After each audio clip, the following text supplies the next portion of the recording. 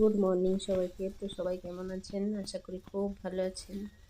আজকে সকালে নাস্তার জন্য বানালাম ডিম দিয়ে গোলা রুটি আর চা। ঘরে নিজেরা বানিয়ে খেয়ে দেখবেন এরকম টেস্টি আর হেলদি জিনিস। বাচ্চাদেরকে দিলে তো এরা কখনো না করবে না এটা খাওয়ার জন্য, কারণ পুরো পরোটার মতো স্বাদ আসবে। একবার বানিয়ে খেয়েই দেখতে পারেন এটা এরকম হয়। দেখুন, দেখতেই দেখা যাচ্ছে কত সুন্দর হচ্ছে। ব্যাটারটা বেশি মোটা না, পুরো এরকম করে নেবেন। দেখালাম না আমি বানানোর সময়, বানিয়ে বানিয়ে রাখছি। দেখুন,